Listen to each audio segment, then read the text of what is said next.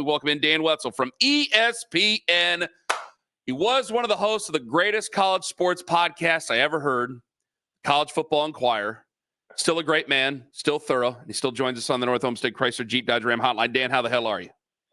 I'm doing well. How are you guys doing this morning? I'm doing well. Lima gave me your number, and I was gonna wish you congratulations on your big move to ESPN, and then I decided not to.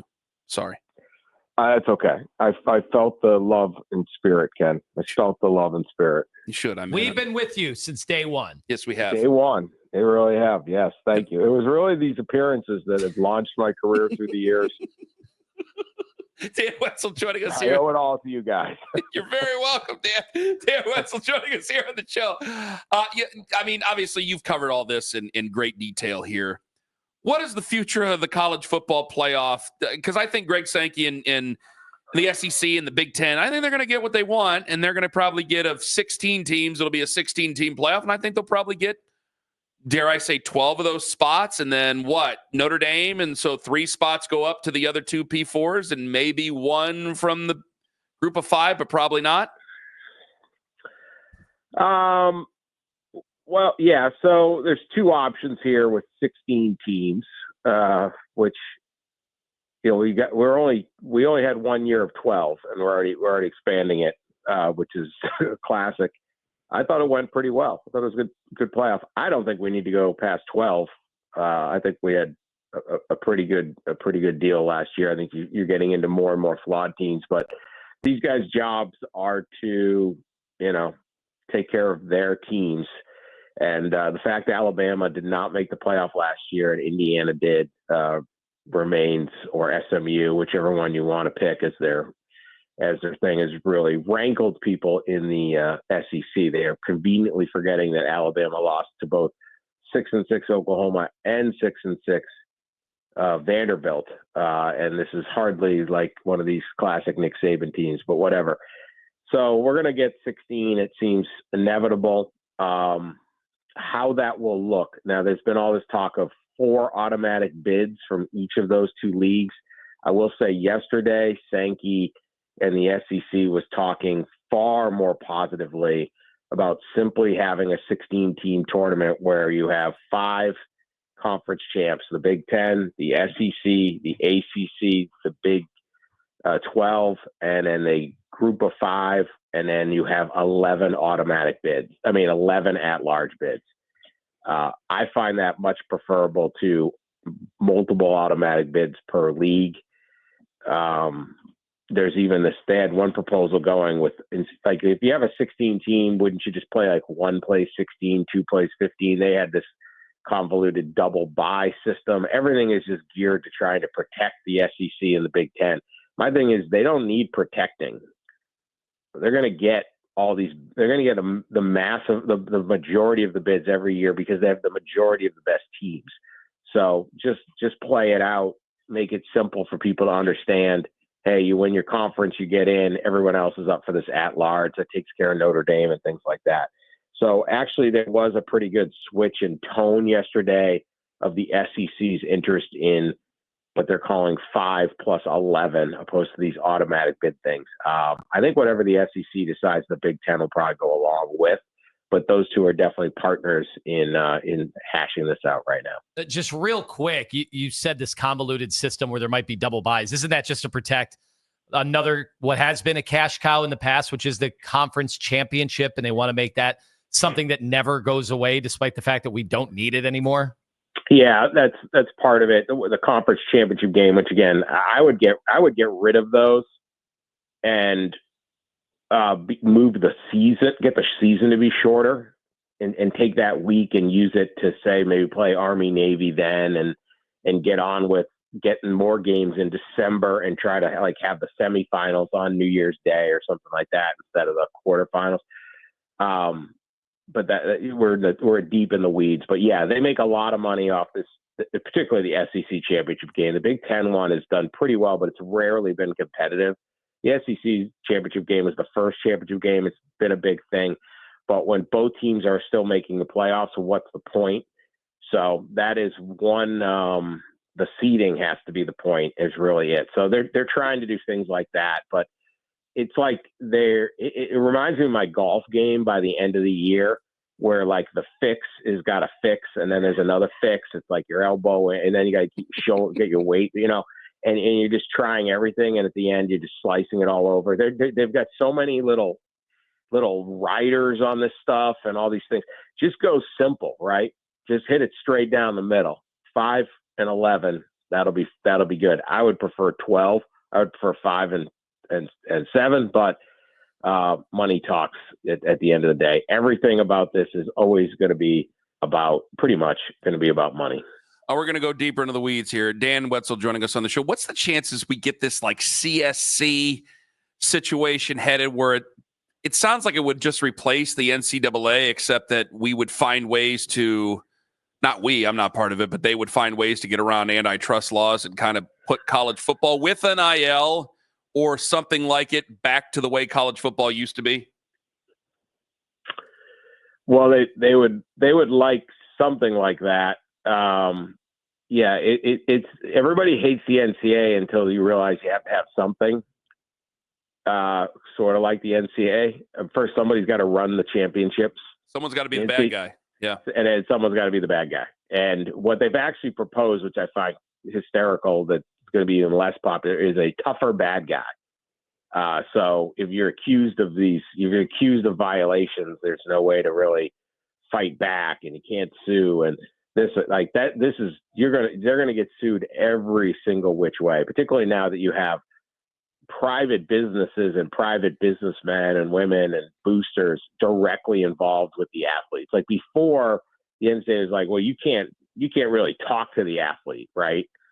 Now it's like, oh, I can give them $1 million, and the NCAA says, well, you only were supposed to give them $700,000. That was their value. So you're now in trouble. Your name's getting raked through the media and all that. And you're like, hey man, I didn't do it. Like they're going to get.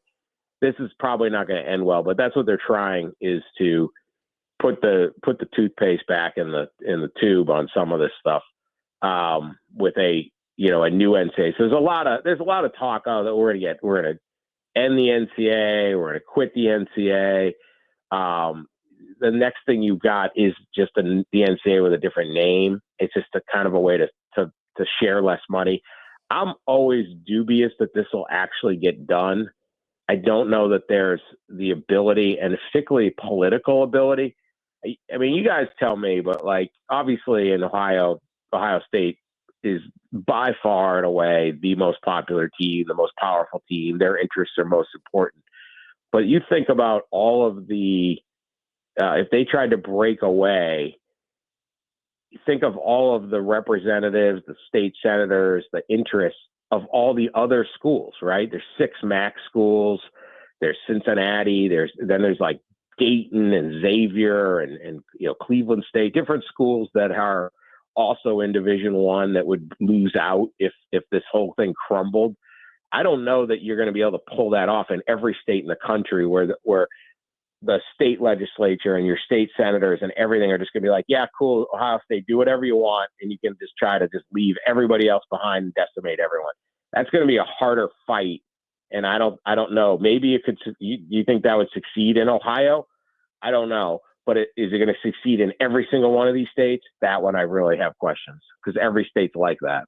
Dan Wetzel joining us from ESPN. Obviously, there has been a push from the larger stakeholders, especially the Power Four as it stands now, to lobby for NIL legislation. We've heard some of the key figures in college football, past and present, talk about this. And obviously, you've got people, that are on Capitol Hill that have been outspoken about this. And they've even pushed the president to talk about this. Do you think this happens? And can you put the toothpaste back in the bottle? I've been skeptical of this all along because there's multiple interests. Like I get old football coaches and ADs, they want to go back to the system of, scholarships and how it used to be. There's other schools that are quite happy with the new system where you can, not just out of like some sense of, hey, the players deserve money, but that it equals the competitive balance. It flattens the competitive balance. I don't think it's a secret that we've started seeing Northern teams do even better than before in college football since NIL came in, right? Ohio State was the only school that could potentially compete with SEC teams, Southern teams. And they won one title. Now we've seen Michigan win it. We've seen Ohio State win it. We've seen Notre Dame make a final. We saw Washington make a final. We saw TCU make a final. Penn State's probably preseason number 1 or number 2. It might be their team. The money balance there is even things out just in that. Now these are not small operations. I'm going to tell you, Ohio State, Penn State, and Michigan are small things, but Michigan and Penn State were non-competitive at a national level until NIL came along. So it's changed the game. It's really not as I get that if you were one of the 3 or 4 teams that could compete for a national title, you don't like this, you make a lot of noise. But there's a lot of schools going, hey, this isn't bad at all. Notre Dame particularly saying, oh, we have money. What we don't have is, a great location surrounded by tons of talent or this or that. So you have that. You have the Sherman Antitrust Act, which, every time you hear a college football coach talk about how they can solve their quote-unquote problem here, none of them have ever heard of the Sherman Antitrust Act, but the Supreme Court most certainly has. It's really hard to get all the politicians in favor of things where you're trying to say, hey, this 19-year-old doesn't deserve to have the right to make money legally. Yeah, he does. And so there's a lot there where it's very hard to get it back in. Now, they have direct revenue share now that certainly might help, cut down on just the big payments, I guess, that seem to upset some of the parties here. But I find a lot of it is just a lot of complaining. I mean, they'll say things like, oh, you can't build a team when you're paying the players. Like, I thought Ohio State had one heck of a team, not just talent, but like a real togetherness. If Ohio State last year's team was only about money, if those guys were there playing simply because that's what they were getting the most money, they would have crumbled after the Michigan loss. They just would have quit. And then everyone started preparing for the draft. Instead, they got more together and tougher and more of a brotherhood and go out and win the national title. And I think the same thing with Michigan the year before. I don't see these like, we can't have a team or we don't have great football or it's not exciting because some of these guys are getting paid. I don't see it. So I think there's a lot of noise about how to fix the system, but when you get down into the weeds, it's a lot harder.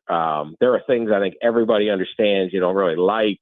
2 transfer portals. There's a lack of, contracts, things like that could potentially get fixed. But I don't see it going backwards in any reasonable way, nor should it.